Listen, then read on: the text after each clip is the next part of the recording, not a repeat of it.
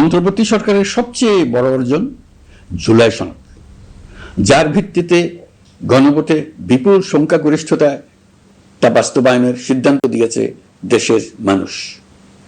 জুলাই সনদের বাস্তবায়ন হলে ফেসিবাদ ফিরে আসার পথগুলো চিরতরে বন্ধ হয়ে যাবে। আশা করব এটা নির্ধারিত সময়ের সীমার মধ্যেই বাস্তবায়ন হবে।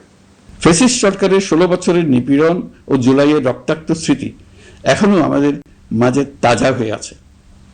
যারা ভয়াবহ নিপীড়ন ও নির্যাতন চালিয়েছে তাদের বিচার করা এবং যেন আর কেউ এ ধরনের দুঃশাসন কায়েম করতে না পারে সেটা নিশ্চিত করা আমাদের গুরু দায়িত্ব। বিচার একটা চলমান প্রক্রিয়া।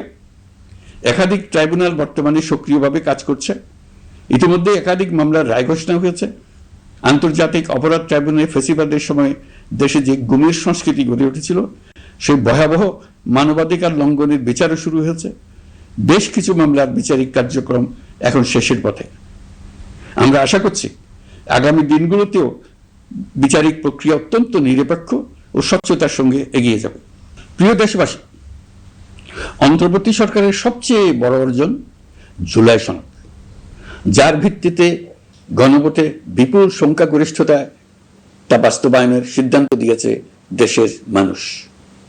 জুলাই সনদের বাস্তবায়ন হলে ফেসিবাদ ফিরে আসার পথগুলো চিরতরে বন্ধ হয়ে যাবে। আশা করব এটা নির্ধারিত সময়ের সীমার মধ্যেই বাস্তবায়ন হবে। অন্তর্বর্তী সরকারের ছোট বড় ভালো মন্দ অনেক কথা ভুলে গেলেও জুলাই সনদের কথা জাতি কখনো ভুলবে না।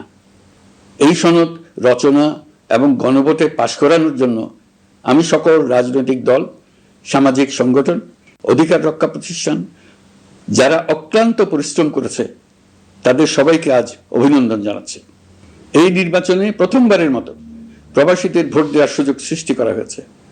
যখন একজন ভোটার গর্ব করে এই নির্বাচন ও গণভোটে ভোট দেওয়ার অভিজ্ঞতা সোশ্যাল মিডিয়ায় বলে, তখন একজন নাগরিক হিসেবে আমি আনন্দ ধরে রাখতে পারি না। আমি আশা করি এই প্রক্রিয়ায় ভবিষ্যতে আরো অনেক বেশি প্রবাসীরা নিশ্চিন্তে অংশগ্রহণ করতে পারবে।